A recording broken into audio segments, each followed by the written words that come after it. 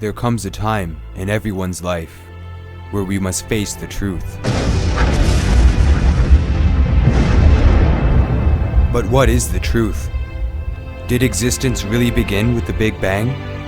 Is what we've been taught in our history books some sort of fictional reality? It's hard to find the truth in a world full of lies. However, we do have the strength within us to find the truth, to unveil it, and present it to the world for what it really is. It's your world, your reality, your truth.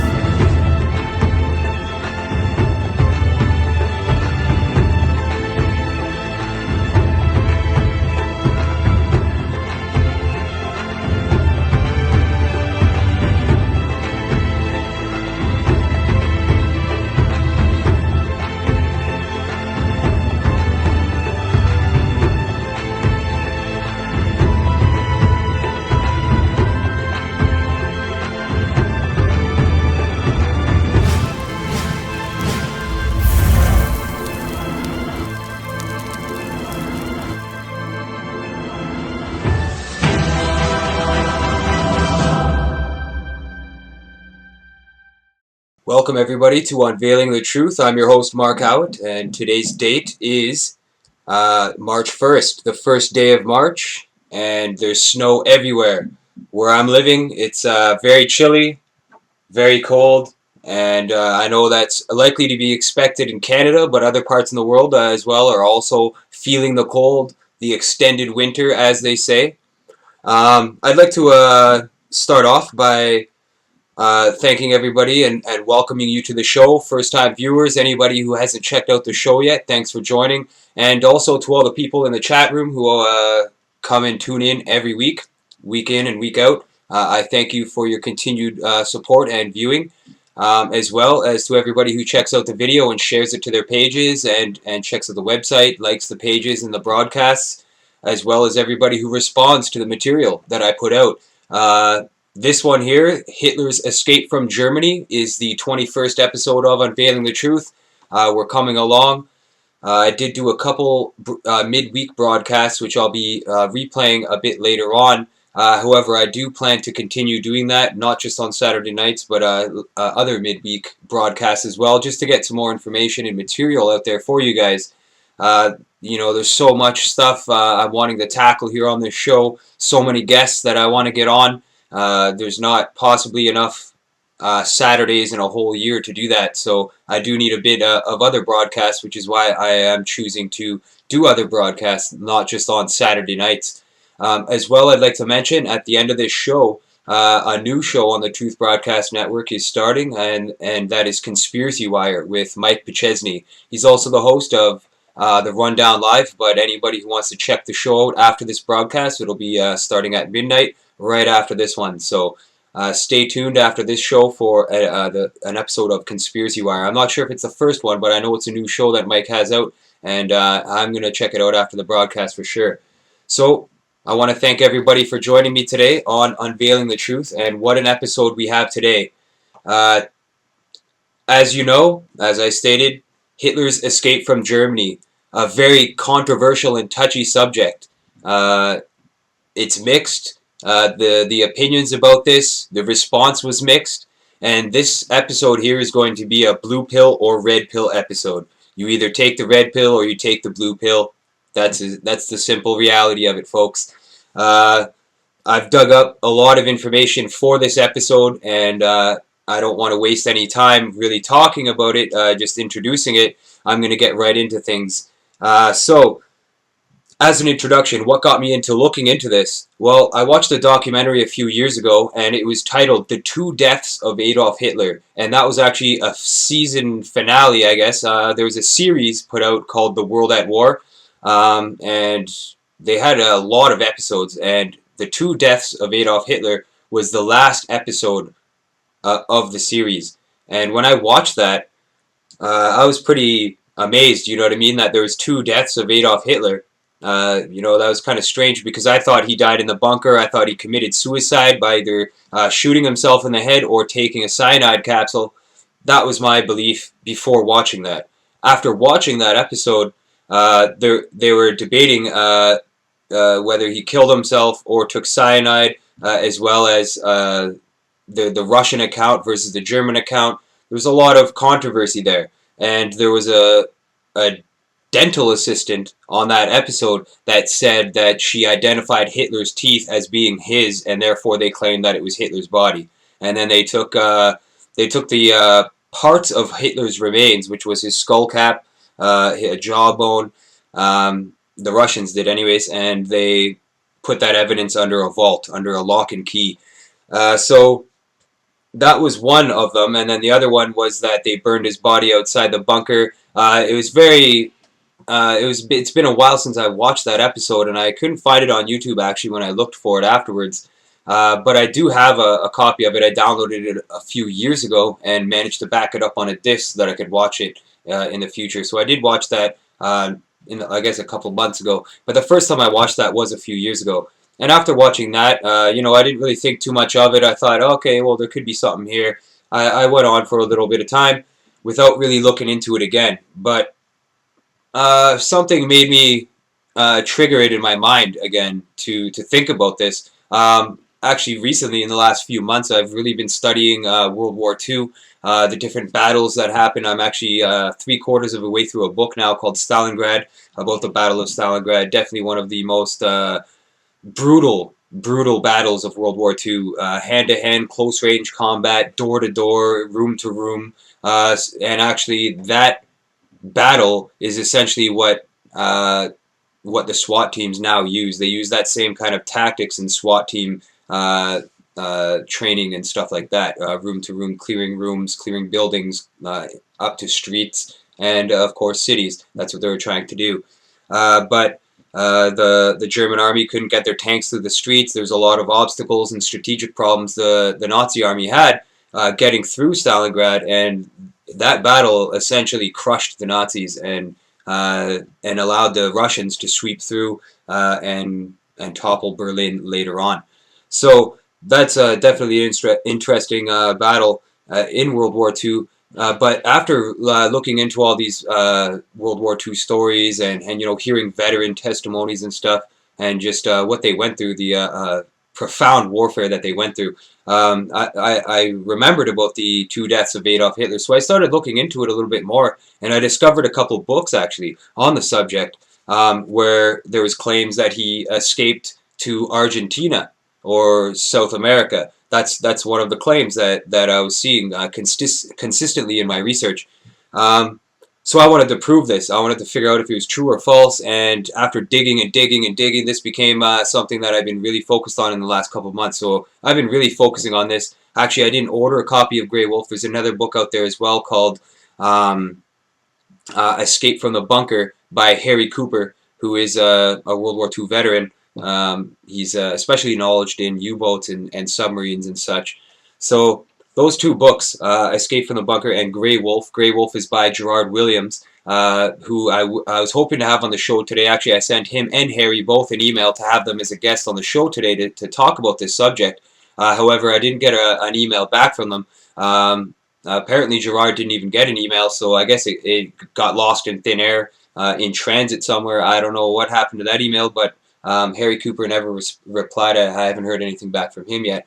However, it would have been great to get them on the show, but without having a guest on or without confirmation, I was left to do the show myself and try to tackle as much information as I can. So I've tried to essentially combine all the important pieces of evidence and information that I've been able to gather together to share with you guys today, so that you can make your own decision based off of the information I present, as well as the information you already know or can find outside of this broadcast. And don't believe me, look it up for yourself, believe what you want to believe, but just take the information I give to you and do what you will with it. Like I said, this is a blue pill, red pill broadcast. You're going to have to choose for yourself what to believe. However, I believe I did come up with enough evidence here to have a good point, to present something very, very, very credible with a lot of evidence. So I'm looking forward to presenting that information to you guys. So without further ado, I'm going to go to the Wikipedia page, because I want to show you guys the very first page of the Wikipedia page regarding Hitler's death. And I'm going to get this on screen for you guys. And just a quick mention here as well. Next week we have Corey Washington. He has the show The Average Liberator on the Truth Broadcast Network. He'll be joining the show for an interview as well. The next week there will be SOS, Secrets of Sudbury. This is that Sudbury broadcast about the city that I live in that I was telling you guys about that I was going to do. And following that, we have an interview with Vinny Eastwood. Definitely an awesome character, so I'm looking forward to that, to showing you guys that interview. But aside from that, I'm going to get this Wikipedia page up, just so you guys can see what our children are being taught in their history books. Alright, so death of Hitler. There we go. Adolf Hitler committed, the first line here, folks, remember this. Adolf Hitler committed suicide by gunshot on 30th April 1945 in the Führer bunker in Berlin. His wife, Eva Braun, committed suicide with him by ingesting cyanide. That afternoon, in accordance with Hitler's prior instructions, their remains were carried up the stairs through the bunker's emergency exit, doused in petrol, and set alight in the Reich Chancellery garden outside the bunker. Now, I want to point out here that what exists in that exact garden now? Why, a children's playground. What else? After they exhumed the remains that were found in this burial, this shallow burial site, they built a children's playground on it so that they could forget about the whole ordeal. So I don't think they chose a proper thing to build on top of this burial site, but I mean, I didn't make that decision, obviously, so that's just something I wanted to point out, which Wikipedia will fail to do. Records in the Soviet archive show that their burnt remains were recovered and interred in successive locations until 1970, when they were again exhumed, cremated, and the ashes scattered. So that's important to point out there, that they scattered the ashes after they re-exhumed the bodies, burned them again, because they had minor burning when they were first exhumed. Then the Russians apparently dug them up and burned them again and scattered the ashes around. Now, the evidence of the body that they had, the Soviets had a blood-soaked sofa in their evidence, as well as a portion of the skull with a bullet hole in it, which they claimed was Hitler's, a portion of his skull that proved that he committed suicide with a bullet to the head. And there's also a jaw piece as well that they have in evidence.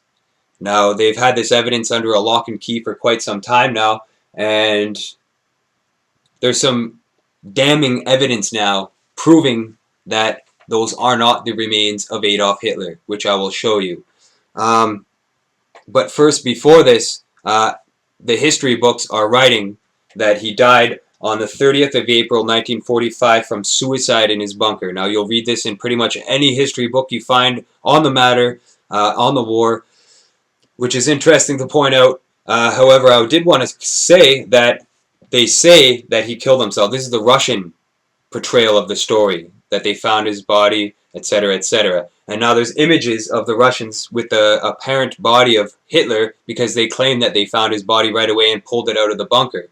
And it was not burned outside, that they had the body. They took pictures of this, and that was published in the Russian media throughout the world, and other countries started picking up on this story as well, that they found the body of Hitler. Now, the image of all these Russian soldiers, Soviet soldiers, with the body of Hitler, that person on the ground was not Hitler. It was proven that it was not Hitler, that it was excitement. They took a picture and it got out to the media, and then everybody started claiming that Hitler was dead. And then they used that image in the first days to say that this was the body of Hitler, even though it was not the body of Hitler.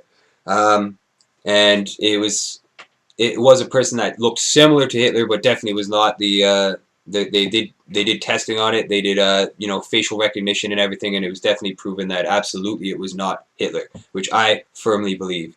But what's interesting to note is the next day, May 1st, the day after they apparently find him committing suicide in the bunker, here's what the Germans said about what happened.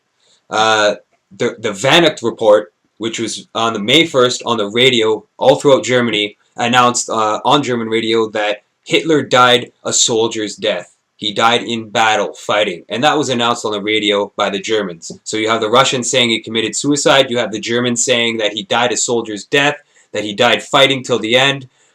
You can find the radio broadcast online for that. So you have two different accounts of his death. Now, another very interesting thing to point out is all throughout this, even in 1945, Stalin claimed that Hitler was not dead. He likely escaped to Argentina. Now, we'll find out why he claimed that in a little bit. So that's kind of the reports, the early reports about where he was, what happened to him, etc., etc. So there is a few videos I got to show you now, and the first is on the search for Hitler. I'm going to show you a clip here, and I will give the sources for the clips, especially at the end of the broadcast. I'm going to be giving you guys some clips to check out, some further research on this matter if you want to look up more information on this, because I can only compress so much information in one broadcast here, and the rest will have to be up to you guys. So, here we go. Here is a clip on the search for Hitler. Patrick Burnside, researcher and author of the book Hitler Escapes, has posed many questions about the investigation of Hitler's death. Cualquier situazione policial di un evento donde hay un suicidio, donde hay una muerte, se investiga. En este caso no se investigó. Se investigó menos de cualquier evento, de cualquier nazione, de cualquier policía del mundo. Cioè no se abrieron expediente, se encargó un jovencito que en su época fue el mayor Trevor Roper, que era un recién neolaureado en historia, de investigar bonariamente la muerte de Hitler, porque da todo lado se decía que Hitler no había muerto y se había escapado, da todo lado. Fueron franceses, fueron rusos, fueron cualquier nazione beligerante, dijo la suya.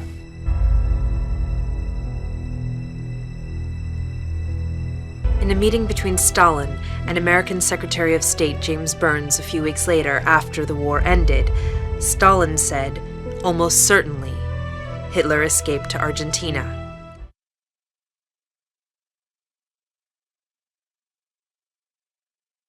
So what's interesting to point out here is that Stalin claimed that Hitler was not dead, even though the Russians had the evidence and they had all that stuff saying that they found his body, they had the remains, and they had all this evidence claiming that he committed suicide. Stalin still said Hitler was not dead, he likely escaped.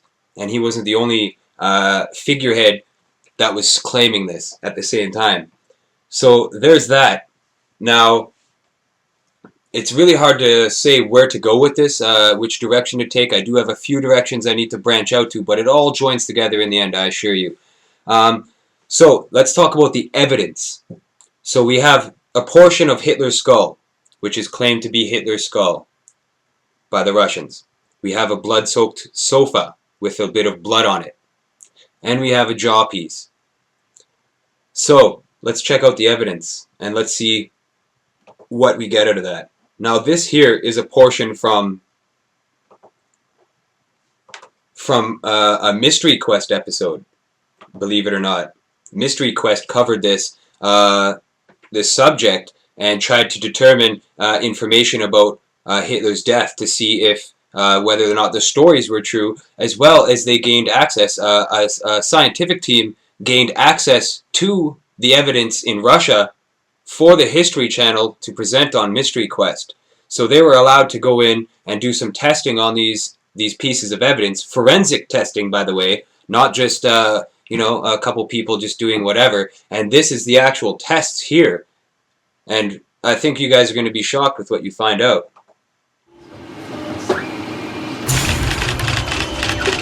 Now, the analysis of the science team will be vital in determining whether the rest of the Russian account is true. Dr. Nick Bellantoni doesn't think the skull the Russians say is Hitler's is really his. He says the areas where the skull plates come together indicate the skull belongs to someone much younger than Hitler would have been at the time of his death, and may even belong to a female.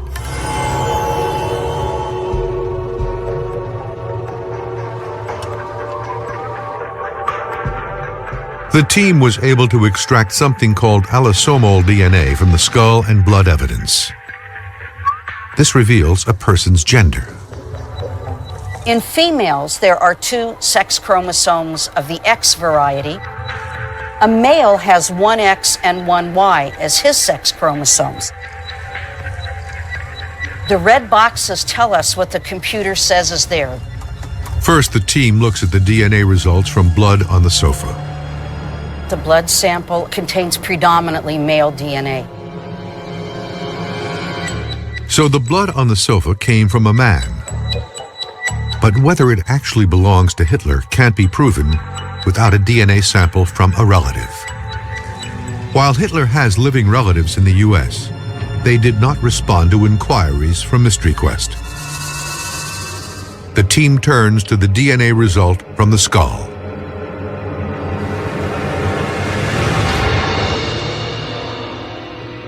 So the sample, which came from the skull, has only a female signature in it. And so we think that's come from a woman. So you're saying the bone fragment came The bone fragment. A woman, a female. The skull of a female. Wow. And you're absolutely positive about this? As sure as we can be. Wow.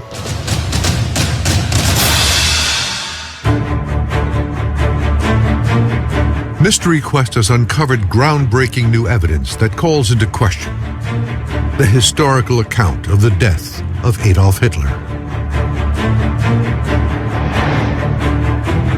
The expedition team, using 3D animation, proved that the eyewitness accounts historians used are unreliable and probably wrong. The science team gained access to the skull Russia has long claimed as definitive proof Hitler did die in his bunker, and discovered it is in fact a woman's. This is very exciting. Very exciting. These astonishing facts may open a whole new chapter in history.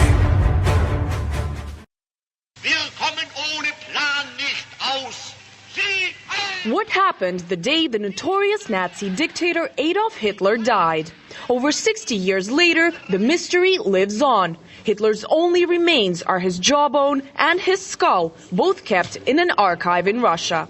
But American archaeologist Nick Bellantoni and geneticist Linda Strasbaugh say the skull actually belongs to a woman under 40 years old. You know, Hitler was a middle-sized male, and usually males in our species are bigger, more robust, the bone is thicker. This bone, it was very small, very fragile, and very thin in terms of the plate. And I remember looking at it initially and I saying, gee, more like a woman or a small man. Somebody I would expect to be 20 to 40 years of age. And Hitler was 56 years old when he died. The traditional version of his death says Hitler and the love of his life and new bride, Eva Braun, committed suicide on April 30th, 1945. The dictator is said to have taken a pill and shot himself in the head. After being discovered, Hitler's and Braun's bodies were burnt. Later, a jawbone and then a skull were found and claimed to have belonged to the dictator. Nick isn't the only one saying the skull kept in Moscow has nothing to do with Hitler. His colleague Linda carried out DNA testing on pieces that Nick somehow managed to bring to the U.S. from Russia. We had 2 moments that were eureka moments. The first was when we actually were able to get DNA. The second was when we saw the profile, because then it was clear to us that that was not the skull of a man. A soldier working near the crater finds this bone, and it's got a bullet hole and it's burnt. And I think an assumption was made, this must be Hitler. Scientists and hungry minds all over the globe are pushing to reveal the truth behind Hitler's death. And even though one of the most infamous figures in world history has long been gone, the truth is still out there, and answers to the mystery are yet to be discovered. Anastasia Churkina, RT, Mansfield, Connecticut. So it seems like that is forensic evidence right there, proving that it was a woman's skull and not a man's skull. And that, folks, is forensic evidence. It's not like the assumption they made in the first place, that it was a Hitler skull with a bullet hole through it. That was an assumption. Like like the archaeologist said, from Connecticut. And these tests were done at the University of Connecticut to determine, that's where the DNA tests were done. So that this is not assumption. They actually had pieces of the skull. They brought it back. They did the DNA test. They not only proved it. They not only found DNA, but they also were able to profile it and find out that it was a woman's skull. So that rules out that evidence right there. That was Hitler's body there. And keep in mind that the captured Nazis that the Soviets had, that they were apparently interrogating, which I believe they were some of, I believe there was a faction of the Soviet group that was just not aware of this, that weren't privy to the information that he could have escaped or that he did escape, absolutely. These people were put in charge to, interrogate these Nazi prisoners. So they were interrogating these Nazi prisoners, and there's lots of videos from this. You can find it all over the net, all over YouTube, where these Nazi soldiers are saying that they brought out Hitler's body and burned him in the back and buried him, and they were the ones who did it. Now, they never seen the bodies. They were wrapped up.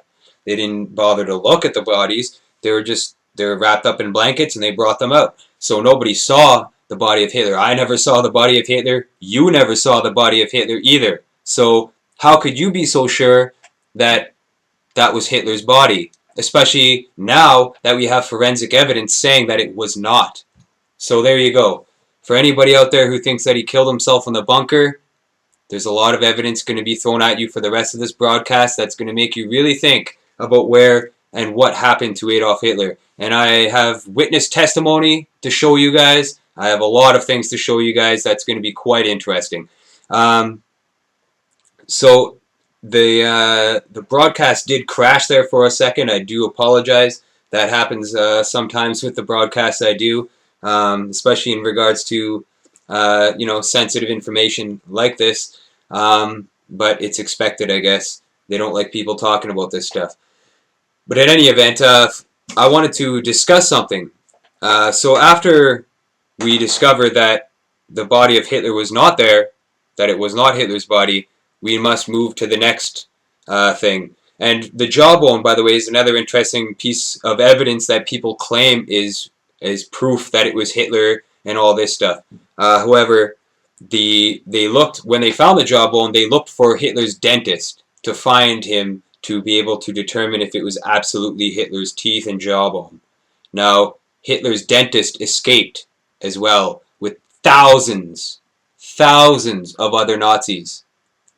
Thousands of Nazis escaped, not just a few. This is thousands, hundreds of thousands, believe it or not. So Hitler's dentist was one of them, and I'm sure that Hitler's doctor was another one, because Hitler can't leave the country without his doctor and his dentist. So what did they do? They went to find the next best person who could guarantee that this evidence was Hitler's body so they could lay the issue to rest, and that was Hitler's dentist's assistant. Now, I mean, she was going by I guess, hearsay, just, yes, I've worked on him before. I've seen an interview with her, and she said, yes, I've worked on him before, and this looks like his teeth. And because of that, that's a whole nether operation, if you will, to make it look like he died. Because you have the Russians' account, you have the Germans' account saying he died fighting, you have all these different accounts. Now, why would that be happening? Why would all this confusion be happening when the most wanted man in the world is gone? Well, there's a reason for it, which we'll find out. So I'm going to show you guys another clip here, and this is important here to discuss.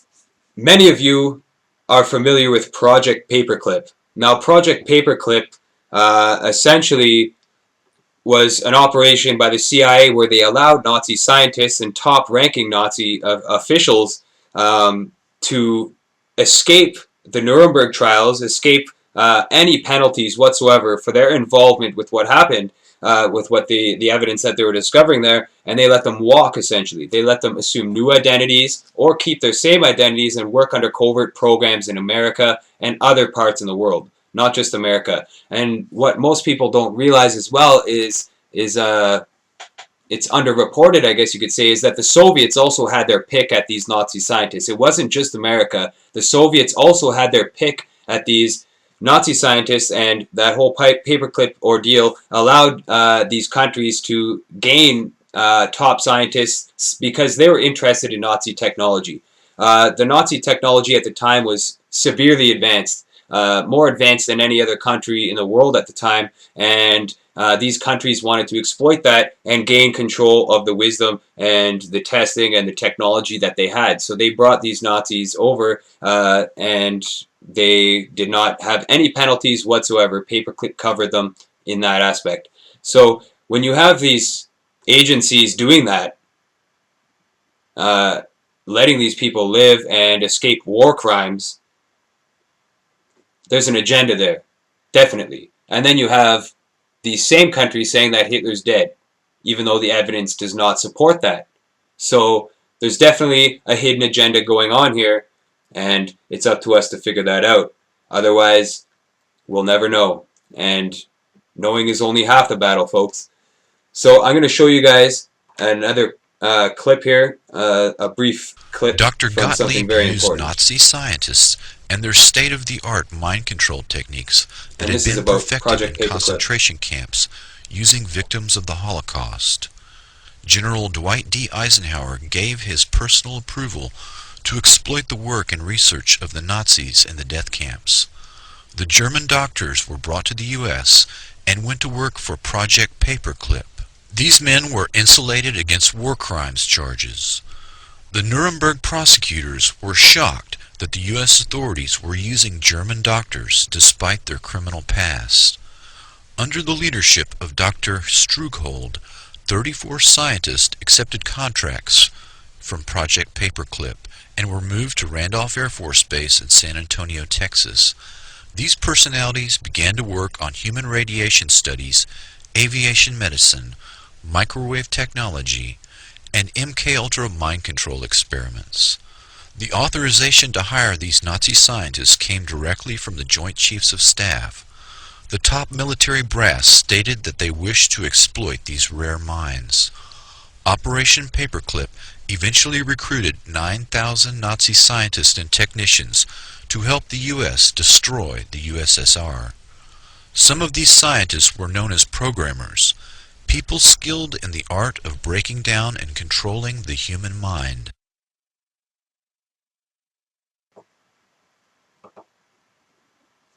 So that's just a short clip about Project Paperclip with actual footage of these Nazis being allowed into America at their new jobs, von Braun, his rocket program, all that stuff. Plus, anybody who's watched my documentary New World Order Domino Effect, I also speak about Joseph Mengele working in Canada, because there's evidence supporting that as well. Definitely interesting stuff that these people got away from such severe war crimes and allowed to live and continue and reap rewards and benefits for that. That's definitely something to point out there. So that's one thing. So if these agencies are allowing Nazis over into their country without anything, then there had to have been evidence of, other people doing the same thing in other parts of the world, or the Nazis escaping without anybody chasing after them and going after them. Now, one interesting point to point out is Mossad, Israeli intelligence, definitely went after some of these Nazis and made sure to brutally murder them when they were caught. There's all sorts of things that happened, but out of the Axis powers, you have Japan, and you have Italy, and you have Germany. Now, in Italy, it's very apparent what happened to Mussolini. He was hung with his wife out in a public display and murdered in front of everybody. And that's on video. That's all over YouTube. I'm not going to play the video here, but you could find it yourself if you look for it. So that's what happened to that fascist dictator. Now, Japan, he tried to commit suicide. Their leader tried to commit suicide, failed, and as a result of that, he was captured and rehabilitated back to health. So we know that he didn't escape. And we know that Mussolini didn't escape. But Hitler, on the other hand, we have all this faulty evidence that's being thrown at us and in our history books that is lies. So that's why I really wanted to look into this too, to try to figure out what happened. Now,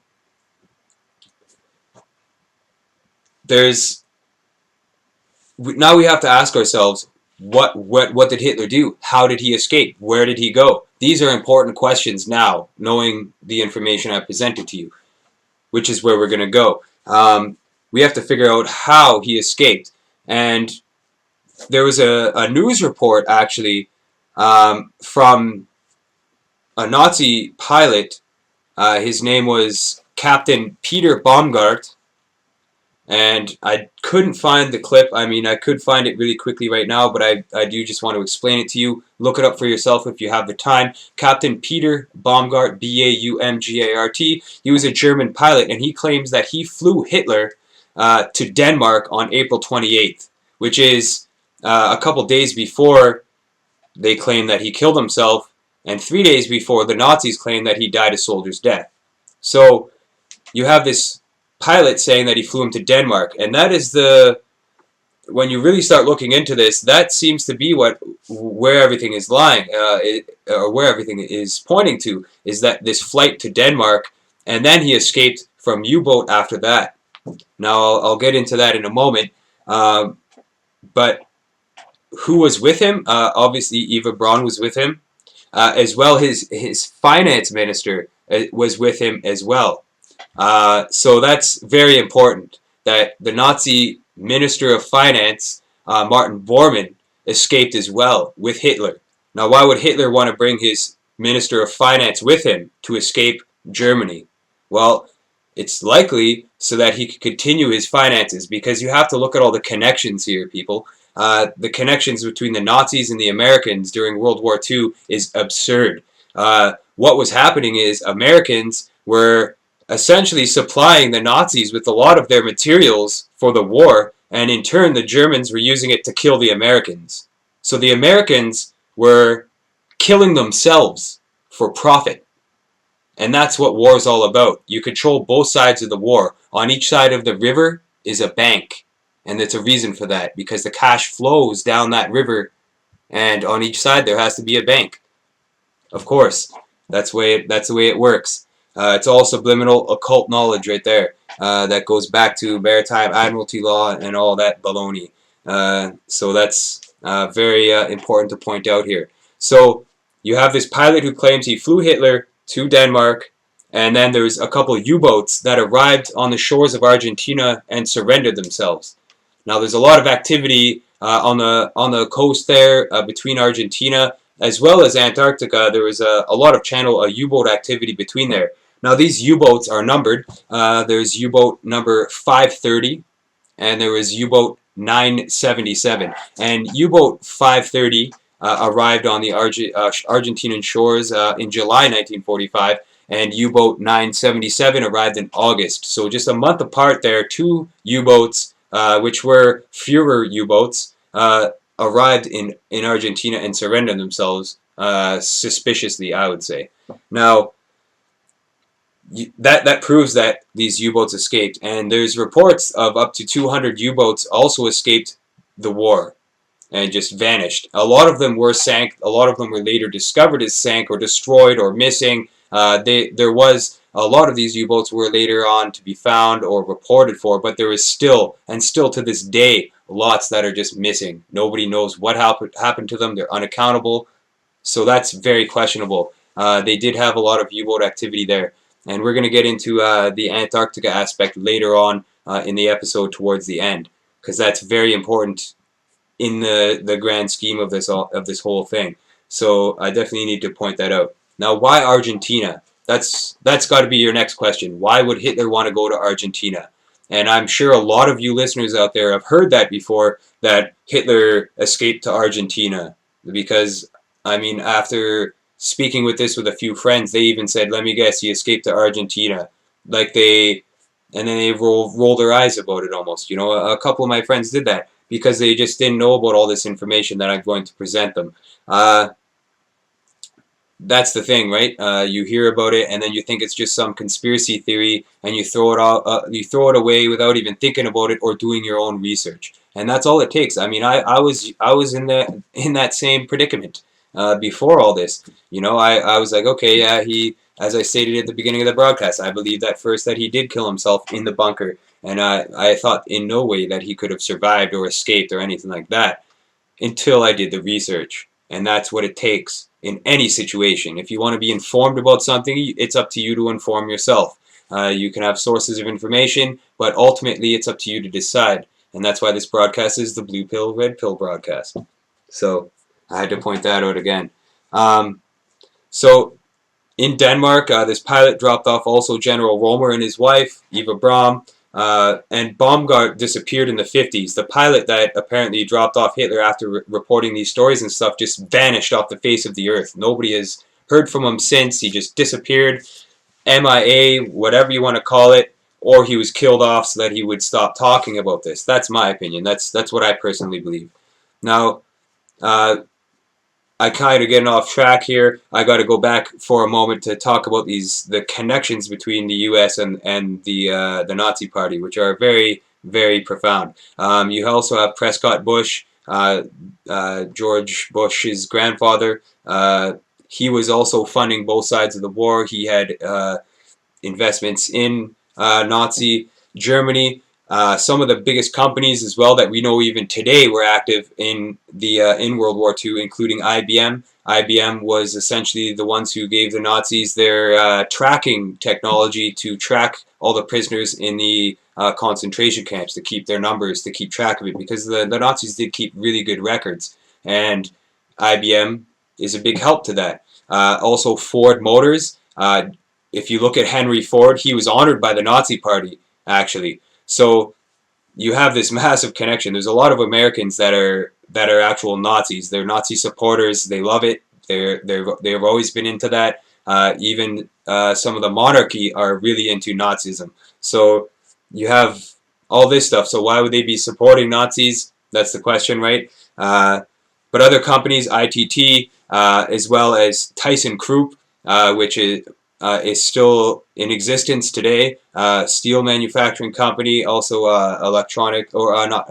mechanical technologies like elevators and stuff. That's what they're big for. Siemens as well. And there's all sorts of companies, tons of companies that the Nazis and the Americans were kind of both gaining profits from the war. So that's what happens during a war, is there's mass profits to be made, and that's the bottom line right there. So again, we have to ask ourselves, why Argentina? Well, the reason why is because there was a massive amount of Nazis in Argentina. There was actually quite a bit of support for the Nazi Party, which came from Argentina, which we're going to investigate right now.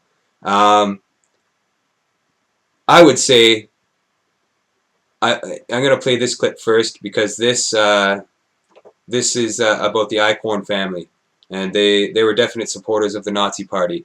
So I'm going to play this clip for you guys. Argentina, La Falda, in a province of Cordoba. Pioneers who came here in the end of 1800 built this village. One of the most significant places of the provinces was the Eden Hotel, a beautiful site with international prestige.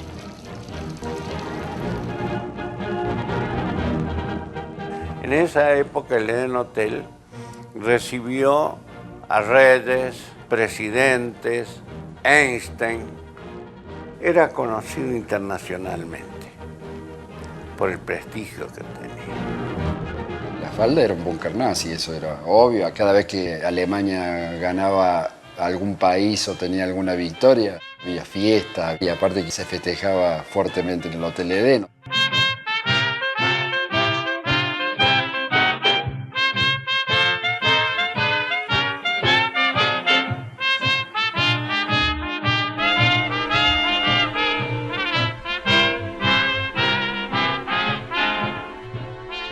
The hotel owners were Walter and Ida Eichhorn.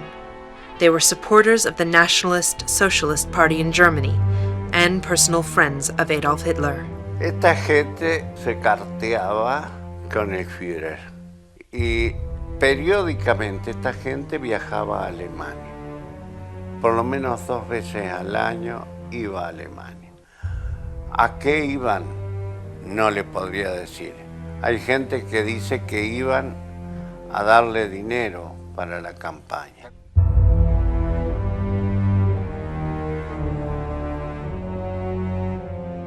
No hay ninguna persona que haya sido más allegada y afín a Hitler que ellos dos.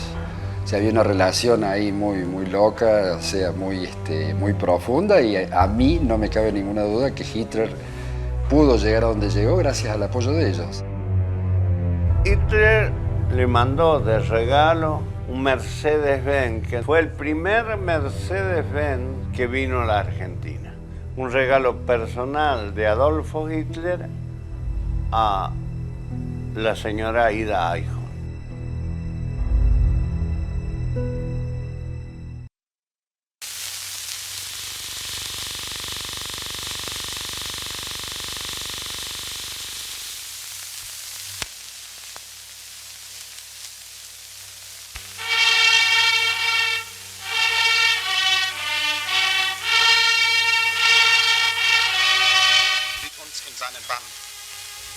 So this is a video here that shows just how deeply rooted the German infrastructure was in Argentina. This is actually a war film, an official war film that was put out, which explains it all, how the German influence was massive there. A lot of the business infrastructure, the banking infrastructure, everything really was linked to Germany. So the Germans definitely had a huge root, I guess you could say, in this area of the world, in Argentina. And very interesting connections here in this video are made to some major companies that a lot of them still exist today. If you look at some of the names that are going to be showing up here, it's very interesting. I mean, I can't translate this video, is one thing. I don't speak Argentinian, but here we go, Bayer. It's a pharmaceutical company, I believe, or Bayer, I'm not sure how you pronounce that, but there is a lot of connections here that you'll see, including Siemens and ThyssenKrupp, which is still a current steel manufacturer. They do elevators and electronics using steel and etc. Industrial products as well. So there is a lot of connections here. There's Siemens there. So they had a lot of money invested there. There's a lot of connections between Argentina and Nazi Germany, and they had a massive support there in Argentina. There's a lot of support for the Nazis. And there's the Tyson factory, which still exists today. Actually, I've seen a vehicle drive by just today in my city, Tyson, right on the door. It's actually ThyssenKrupp now. Here we go. That was very curious. If you looked at that, that was the CIA, stalker in CIA, it said. So that's very interesting right there. Stalker in CIA. Here's the replay. I mean, I don't really think that is the actual CIA because it wasn't really formed till after this point. However, it is interesting. And here we have the Argentinian Nazis. Nazis in Argentina by the thousands during World War II. And here's the proof. Körperertüchtigung unserer jungen Parteigenossen, die der kampferprobten SA der Heimat nacheifern.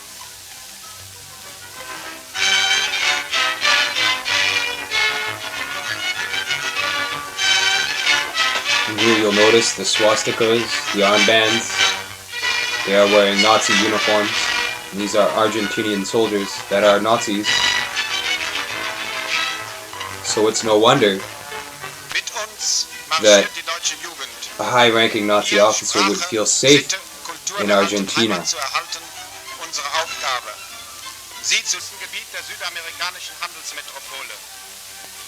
And in which year was it? There was a massive march in Argentina. It was a Nazi march.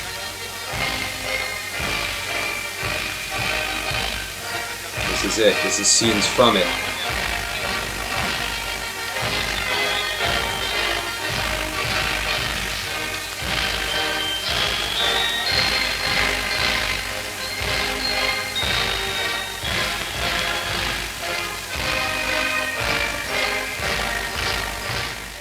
And it's interesting to point out that the Argentinians had, I wrote it down here, you just have to let me find it for a moment.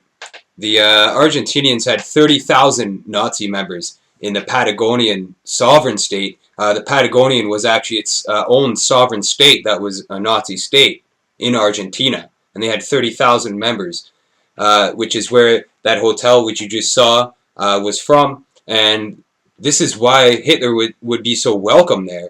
One thing I want to point out as well, before I get to the witnesses in Argentina that saw Hitler, I'm going to show you guys some FBI documents. And to do that, I'm going to need to get the website up here. So you'll have to give me a moment. Here we go. Right on. Switch screen. So this is the official FBI website. Anybody can go to this website if you want. The link, the URL is vault.fbi.gov/Adolf-Hitler. Hit enter, you'll get this page. And these are the documents that the FBI have. And it says right here on the FBI records, Adolf Hitler, 1889 to 1945, was leader of the National Socialist Nazi Party and Chancellor of Germany from 33 to 45. He led that country into World War II in 1939. The documents in this file range from 1933 to 1947, but primarily fall either in 1933 or between 45 and 47. In 1933, the FBI investigated an assassination threat made against Hitler. In the aftermath of Germany's surrender in 1945, Western Allied forces suspected that Hitler had committed suicide but did not immediately find evidence of his death. At the time, it was feared that Hitler may have escaped in the closing days of the war, and searches were made to determine if he was still alive. FBI files indicate that the Bureau investigated some of the rumors of Hitler's survival. So the FBI believed he was still alive. Otherwise, they would not have invested money to search for him. So here are the documents. This one here is partially redacted. I'll get it on screen here. And as you can see, they don't want us finding out all the information here. It is partially redacted. I'll try to view this full screen because, I mean, it's going to be really hard to read this from here. There we go, zoom. Alright, so I'm going to read a bit of this document, and this document is pretty lengthy, so I'm only going to read a partial of it. Hollywood, California reported to a blank on the city deke of the Los Angeles Examiner newspaper that upon his leaving the Melody Lane restaurant at Hollywood and Vine on about July 28, 1945, he met a friend of his who at the time was engaged in a conversation with an individual who later identified himself as blank. Blank, friend whose identity he does not wish to disclose because of reasons that will later be explained, remarked to blank that he would like to have him meet blank as it was quite evident that blank problem on his mind. So essentially what they're saying is this person was scared to release this information, but he did. It ended up in an FBI report. Was one of 4 men who met Hitler and his party when they landed from 2 submarines in Argentina approximately 2½ weeks after the fall of Berlin. Blank continued that the first sub came close to shore about 11 p.m. after it had been signaled that it was safe to land, and a doctor and several men disembarked. Now this is where the stories of where Hitler was met on the beach by men with horses. They gathered their supplies and they went into the valley. They traveled pretty far so that they could get away into solitude, which is how he lived the rest of his life. Now another doctor and several more men, making the whole party arriving by submarine approximately 50. So 50 were aboard. By pre-arranged plan with 6 top Argentine officials. So the Argentine officials knew that, and actually they are releasing documents about this now. There is a couple films that are investigating that that I'm aware of that will be going through this newly released paperwork from the Argentine archives. But so I know that there will be revelations coming out in the future, further revelations about this topic. So keep your eyes out for that. So here's the pack horses. We're waiting for them, the group, and by daylight all supplies were loaded on the horses. An all-day trip inland toward the foothills of the southern Andes was started. At dusk the party arrived at the ranch where Hitler and his party, according to Blank, are now in hiding. So these are some of the reports of Hitler being seen by people, being witnessed by people. The FBI was following up and just documenting the reports that they got. And as you can see, whose name is on these? J. Edgar Hoover. J. Edgar Hoover was essentially personally overseeing these reports of Hitler coming in, and we all know how he handled the JFK assassination. So anybody with a brain on their shoulders would be able to figure out that this guy here, J. Edgar Hoover, is, as Vinnie Eastwood puts it, one of the kings of scumbaggery. So definitely questionable, but I mean, these documents are severely redacted to hide identities, locations, any critical evidence that would lead somebody to find the treasure at the bottom of the rainbow, essentially, or at the bottom of the rabbit hole. Now, some of these documents are severely redacted, blacked right out. You can't read nothing on the documents, but there is a lot of information in these FBI reports. These are pretty big files. I'm not going to go through them all. I'll leave you guys to that if you want to look into this further at another time. I just wanted to show you that these FBI files do in fact exist, and the FBI was actively searching for Adolf Hitler after the war. So I do believe as well that they did send agents to Argentina to look around, but I'm sure they had an agenda to not say anything about it when they came back. These reports here were just reporting on the sightings, some of the claims, etc. I believe there is a bit of discussion about the agents going there, but if they did find anything and it was made public, they definitely didn't make it very public because it's not in our history books. I mean, we still are taught that he killed himself in the bunker, which is a falsity. So that's very important to point out, that the FBI were looking into this guy, into his disappearance as well. And for quite some time after his death, I might add. So I'm going to show you guys also a video clip, as well as this is the credit for a couple of the videos Catalina that I played. Gamero was one of the workers in the Hotel Eden who worked for the Eichhorns since she was an adolescent. She told us that she served for 3 days a very special guest of the Eichhorn couple, Adolf Hitler. This was during 1947. Estuvo Hitler ahí, sí. Tuvo 3 días. Eso yo sí. Eso yo, porque mismo los choferes y todo, el padre Mónica también, pero nosotros teníamos que callarlo la boca.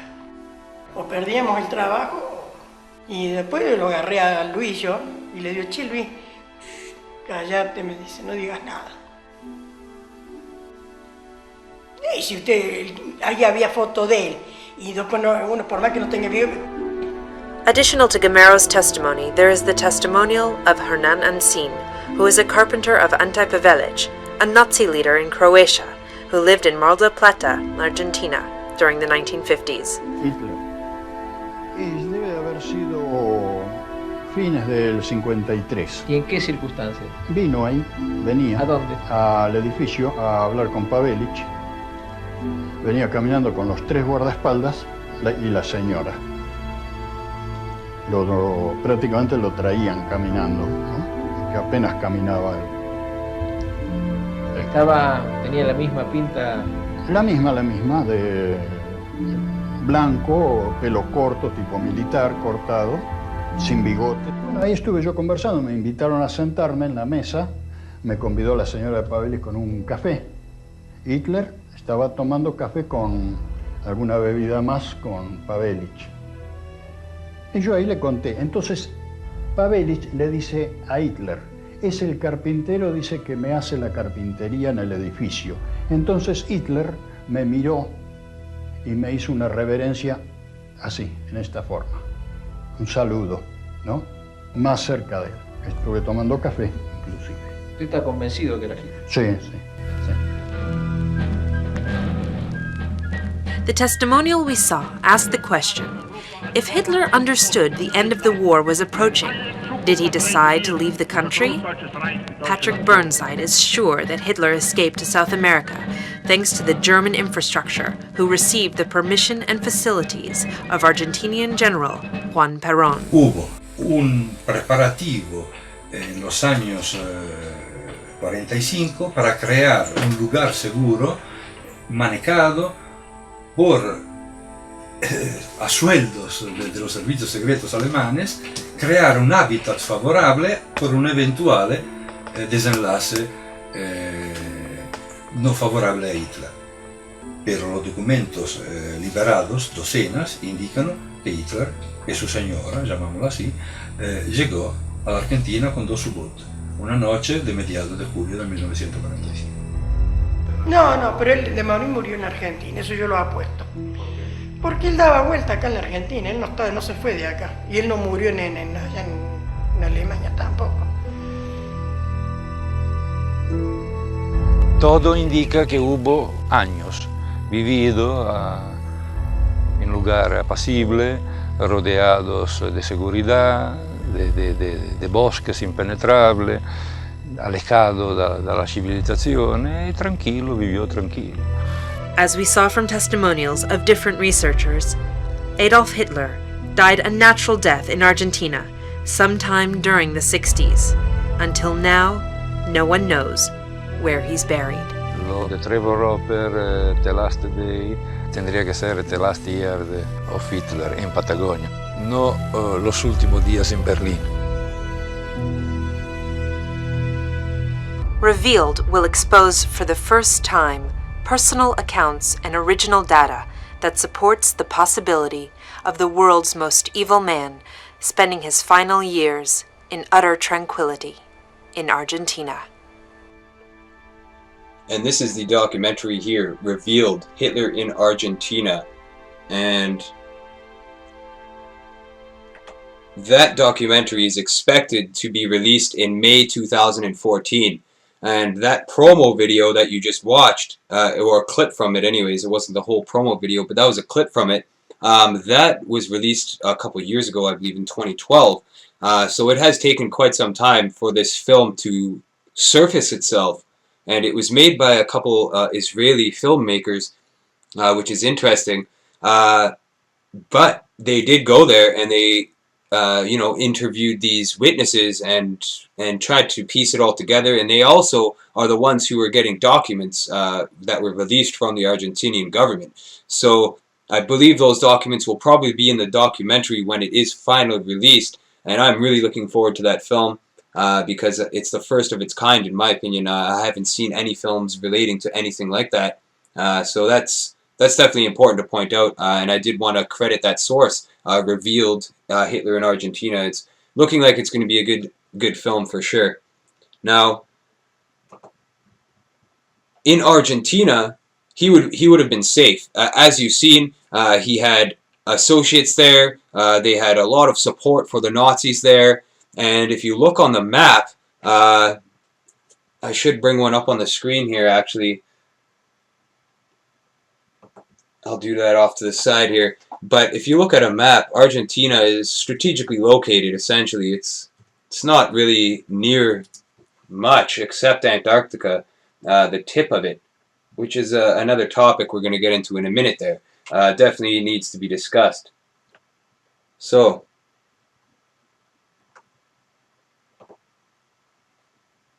here we have it.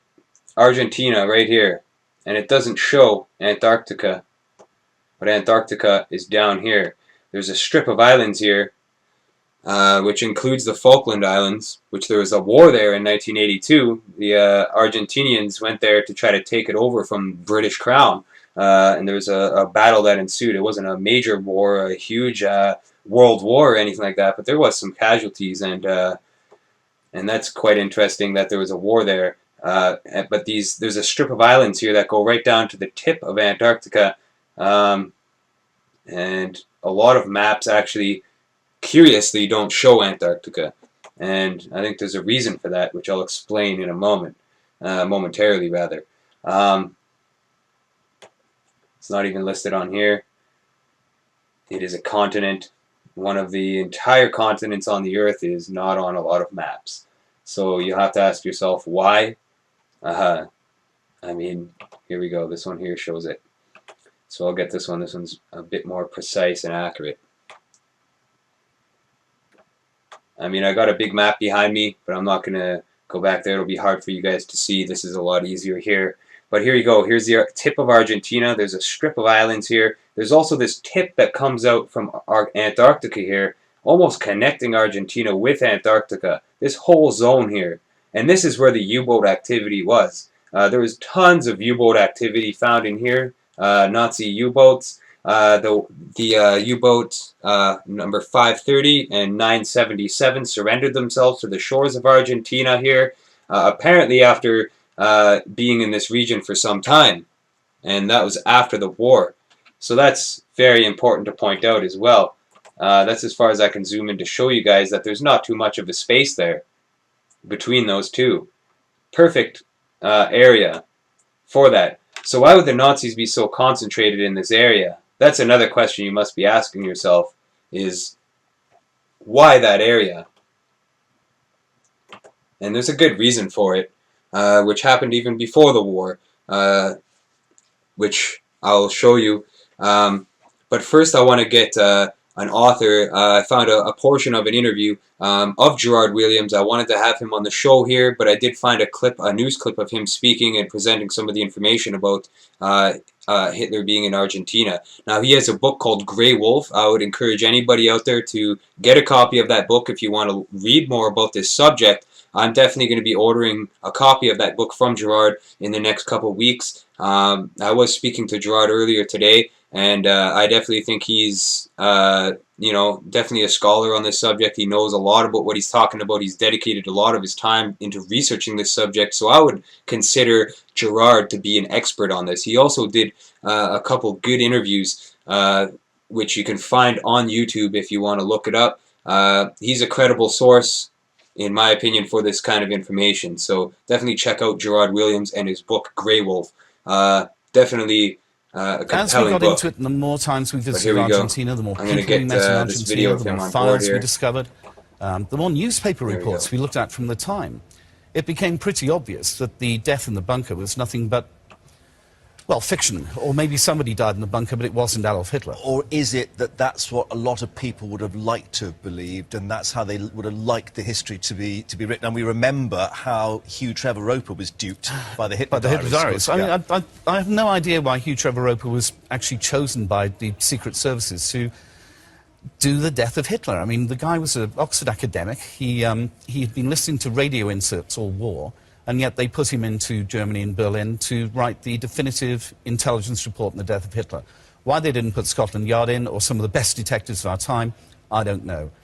However, I mean, there are other historians, Alan Bullock, of course, Hitler's biographer, and then more recently Sir Ian Kershaw, who say, look, the evidence that Hitler committed suicide and then his body in Eva Braun's was burnt, either as a result of deliberate action or by shell fire, that the evidence is there. I mean, what weight of evidence have you got now to actually balance that argument? I think it's likely that somebody died in the bunker, but I don't think it was Hitler. We have the testimony from a Warsaw court of the pilot who flew them out. He went to court in 1947, gave details of who he'd flown out, where he'd flown from, and where he flew them to. The judge in Warsaw at the time thought, you really are joking, you have to be, so sent him away for psychological testing. 6 months later, they brought him back into court. He said exactly the same thing. He was extremely detailed. We have the testimony from an SS officer on the ground in Denmark who saw the plane arrive and Hitler and Eva Braun get out with other passengers. We have what I think is an overwhelming amount of evidence that shows that Adolf Hitler survived, got to Argentina. His daughter later joined them there. Now, there is the interesting fact, the daughter, and therefore you've got DNA evidence. Has that actually been pursued to try and provide some concrete evidence that might stand up in a criminal trial, for instance? I think, well, there can't be any criminal trial. I mean, Hitler was never even accused of anything. He was dead. Well, although he was the world's greatest criminal. I know, amazing, really. I think the two daughters are still alive. One was born in Argentina at the end of 1945, and one was born in Germany, or possibly Italy, in 1938, and came out to join them later. There are numerous reports that Eva Braun was pregnant in the bunker before they left. to try and go after these people, or to go after the children of these people. And over 30,000 Nazis and fascists escaped to Latin America after the war. I don't know whether it's really our job or my job. It's the history, you know, the children's sins. If the evidence was there, why haven't the Nazi hunters, Wiesenthal and his like, actually gone down this trail before? I think that's because it's been so well hidden. That's a really good question. You have to remember that Argentina was pretty much a fascist dictatorship until the early 80s. Peron was supported, of course, by the Nazis. Well, we have evidence, and it's presented in the book, that both Peron and Eva were Nazi spies from 1941 in the pay of Abwehr, the military intelligence organization of the Nazis. I don't know why people didn't go after them. One, he was dead, so I suppose, you know, why bother? And secondly, you know, it took almost 11 and a half years for the Americans to find bin Laden, and they knew he was alive, and they knew where he was. And, you know, it took them a long time to find him. And would the argument be that even though he might be alive, it's more convenient for them to actually just establish the fact that he is dead? I think a deal was done in 1944, early 1945, to get Martin Bormann, Adolf Hitler and Gestapo Müller out of Germany. And the deal was done with senior members of the American intelligence services and a very few industrialists who knew this was going on. And I couldn't agree with that more. What he said there rings true in my mind, that the intelligence services knew that Hitler was alive, but they allowed him to live. As well as other Nazis, because of Paperclip and all those other connections that I've showed you guys. That is reason enough right there, so they could continue to reap the benefits and the profits from that, which is why Martin Bormann, the Nazi finance minister, went with them. He had access to all the assets and all the money, and the Nazi party was worth a lot of money, especially with all their investments in the military-industrial complex, exactly what Gerard said, the industries and stuff. Massive connections there. Massive. So you have all this, it's like this. Definitely working together, hand in hand. And it was a safe haven for Hitler to be in Argentina, especially being so close to Antarctica. Now, the next bit of information I'm going to present you this is a rabbit hole, put it that way. It's a rat's nest of information. There's so much disinformation put out there about this subject. It's very hard to figure out what's true and what's false. There's a lot of information to it too. I could have done probably 2 separate 2-hour broadcasts just on what I'm going to be presenting in the next little bit of time here. That's how thorough this rabbit hole is, and I assure you it's not easy to figure out. But I tried to filter out all the baloney, all the misinformation, and all of the propaganda, essentially. I tried to filter it all out and present you guys the most least biased presentation that I possibly could in regards to the Antarctic subject. So, to start with this sequence, I need to show you guys a bit about something. I'll show you guys this first. This is a little bit about the history of Antarctica, and this is from a Russian documentary, which is half propaganda, half real, for reasons I'll explain later if I have the time. Hopefully I do. But this film is called Third Reich Operation UFO, and I guess I'll explain it a little bit here before I show you. Because I did trim out all of the UFO stuff that they talk about here, because I mean that's the subject right there that I mean, anybody who watched my New World Order Alien Agenda episode, it's banned now from YouTube. I had to take it down, otherwise I wouldn't be able to upload further broadcasts. So I was forced to delete that file from my YouTube account, because I pressed on some very, very important information, and I think I presented a clear picture of what's going on there with the alien agenda, and they didn't like that one bit, so right away taken down. I do have a copy of it.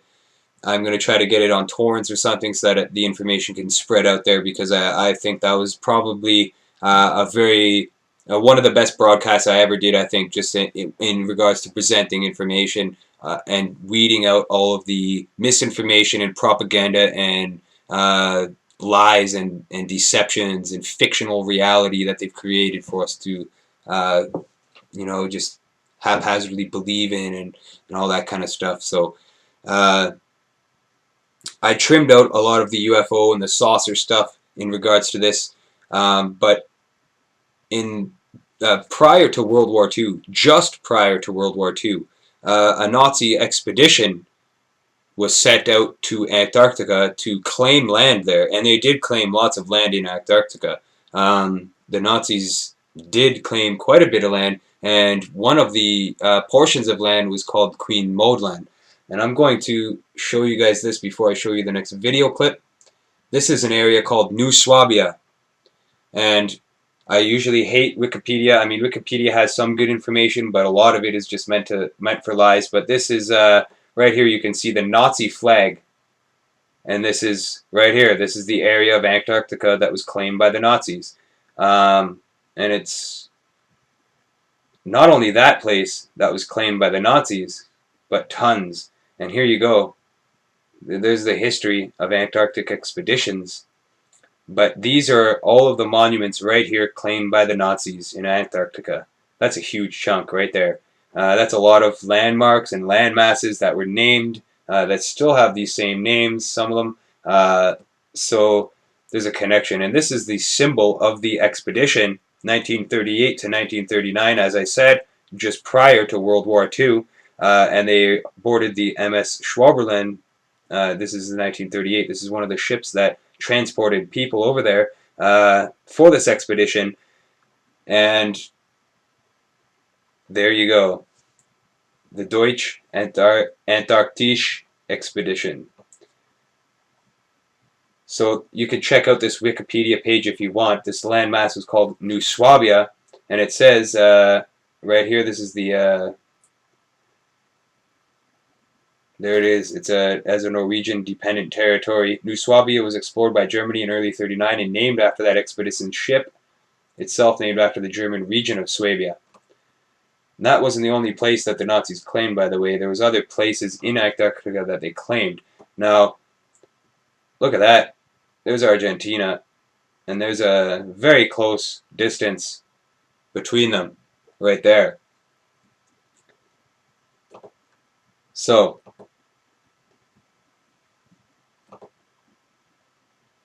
let's talk about Antarctica. I'm going to show you a clip here about the history of Antarctica. It gives a little bit of history and also explains the Nazi expedition that I just showed you that claimed New Swabia, where they dropped Nazi flags. That's how they claimed territory. They dropped flags on the landmass to claim it's theirs. В 1820 году ее открыли русские мореплаватели Беллинсгаузен и Лазарев. С тех пор этот загадочный континент по площади континент Антарктида. В 1820 году ее открыли русские мореплаватели Беллинсгаузен и Лазарев. С тех пор этот загадочный континент по площади, превышающий Европу, как магнитом притягивает к себе исследователей. Однако отвесные, высотой в десятки метров ледяные берега долгое время делают материк неприступным. Еще целое столетие об Антарктиде почти ничего не известно. На карты нанесены лишь береговые линии.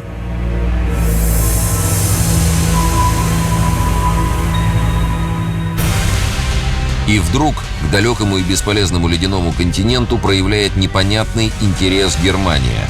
На изучение Антарктиды выделены огромные средства. В конце 30-х годов организованы 2 научно-исследовательских экспедиции. И это перед войной, готовые разродиться со дня на день. С января 1939 года 2 самолета «Пассат» и «Борей», которые с помощью катапульт взлетают с борта Швабии, начинают разведку земли Королевы Мод. За 3 недели летчики Люфтваффе с помощью металлических вымпелов со знаком свастики застолбили за Третьим Рейхом территорию величиной с Германию. Она получила название «Новая Швабия». New Swabia. There we go. And what's interesting to point out is when the war ended in 1945, the Russians sent subs to Antarctica to search for a Nazi base because they heard that there was one there. That the Nazis went on an expedition there prior to World War II to set up a base for their more secret technology, as well as to have a safeguard in case Germany was invaded and they would face defeat and they would need to escape to somewhere safe. So a base apparently was set up in Antarctica beforehand. Now, finding evidence of this base is very hard. I dug for a long time to find definitive proof of this base. However, this Russian documentary seems to describe it quite a bit, and these come from documents. They claim that they have documents. I did find some documents, and I was reading through them and stuff, but there was nothing official. Mind you, I don't really believe official documents most of the time. Most of the time, as you saw, they're redacted. They're just put out for misinformation, to steer people away from certain areas of investigation, to make people believe fictional reality. Those are the essentially the reasonings for putting out these documents, these official documents. However, there's a lot of information in regards to this Antarctica subject. Tons, which is what I was explaining earlier. I could have done multiple broadcasts separately just on this topic. But the base there was base 211. That's apparently what it was called. And the Russians sent subs there. And not only that, UK went there as well to try to root out any Nazis that were in Antarctica, because they had intelligence reports. Apparently these countries had intelligence reports that there was a base there and they needed to get rid of it. Well, guess who went after them next? Yeah, America.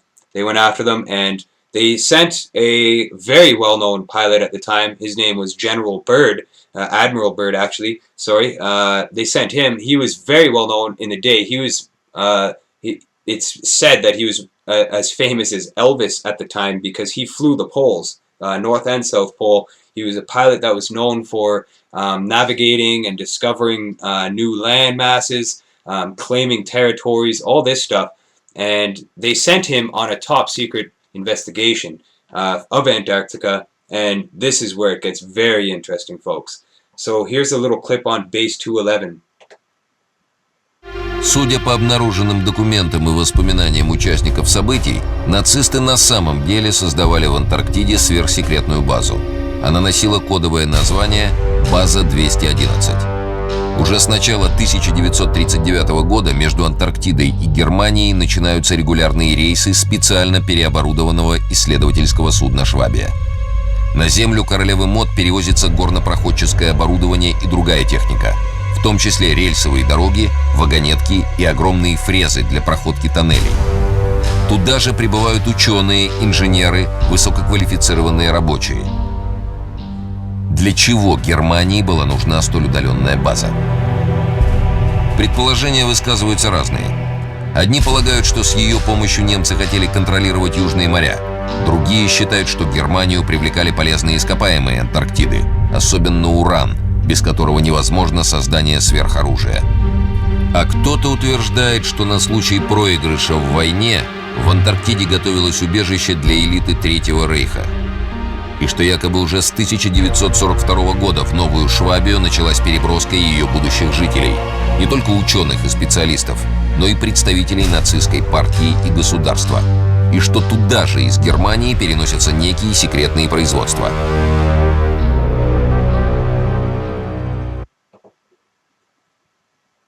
So that again was a clip from the Russian documentary about the Operation UFO, Third Reich, Operation UFO. And that documentary was suppressed for a while, and it was later released apparently by the Russians to present this information. Now that documentary has tons of information about this base and why they were doing it, as well as the craft. We'll get into that in a moment. But I also wanted to point out, in regards to Antarctica, that it was widely believed at the time that there was a base there. And as you've seen from that clip, from the documents and the reports and the witness reports and all that stuff, that they were building railway systems, they had mining equipment, they had everything you needed to build a base. And they sent it over by the boatloads, and that was before the war. So why would they be doing that? Why would the Germans be doing that? It seems logical to me why they would be doing that, and then why there was such an effort after the war to expel them from that area. Because between their support in Argentina and if there was a base in Antarctica, it would be nothing for them to just go back and forth and to operate from the south. And now that is very, very propelling right there. If you could do that, you could have, a base here and a base in Germany. When they lost that, they went south. Makes sense. Their escape route. That makes sense to me for sure. But here is something that I need to point out as well.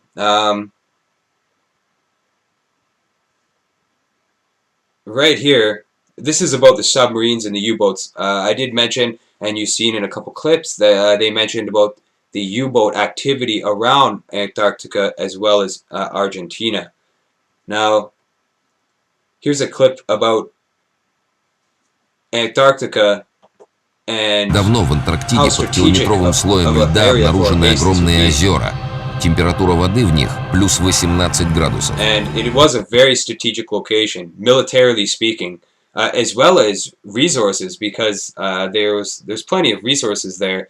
And some of the discoveries that were found in Antarctica during this time period, just after the war, are amazing, as you'll find out in a moment.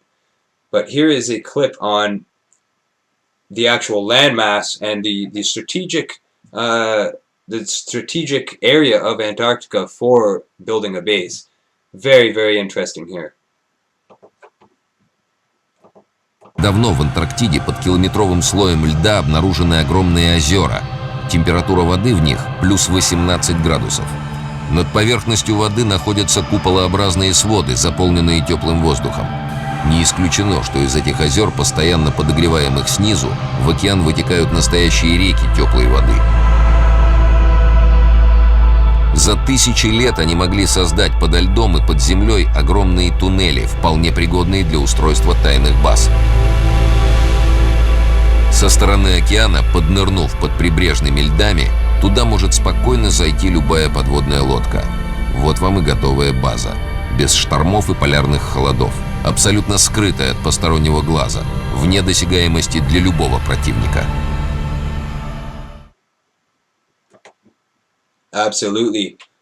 So, we have reports of warm water creating tunnels in the glaciers, which are perfect for U-boats to enter under the ice, which, if you weren't aware of it, you wouldn't be able to detect right away that that's how these U-boats were entering into a base in the ice there.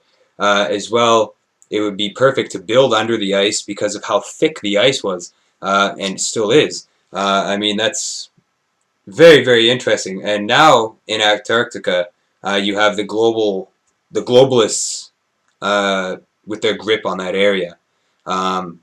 It's definitely United Nations orientated now. You have a little piece of it belongs to everybody, they claim, and all this stuff. But really, who's on that island? Who's there now? You've got scientists. You've got military operations, you've got intelligence services like the CIA in Antarctica. You've got all these groups there, and why would they be there? Well, I mean, I'll let you be the judge of that. I just needed to point out that there's a lot of curious activity going on in Antarctica, and I always knew so. That's what drew me to researching that continent a lot. Even before thinking about to do this broadcast, Antarctica was very compelling for me to look into because I knew that would be the perfect spot in the world for anybody to go to escape or have some sort of secret operation going on there, because nobody goes there, nobody lives there. It's very, very scarcely reported on. I mean, nobody goes there for vacations, really. Some explorers go there and stuff like that, but I'm sure if you got on the island and you went too far, you'd be meeting some security and they would tell you to get off the island because they're using that for something right now. I'm sure of it. I mean, give me a bit of time to research it, and I bet you I could find some evidence. I mean, you yourself out there listening, if you want to look into this Antarctic connection as well, I think there's a lot of information to be found there. Now, this base that was built by the Nazis in Antarctica, they had some technologies there that were met with force. Before I get into this, I should show you this, because there was a battle there where they actually, according to this Russian documentary, which there is other evidence to support this. This information does not just solely come from this Russian documentary. There is other sources that claim this as well to back this up.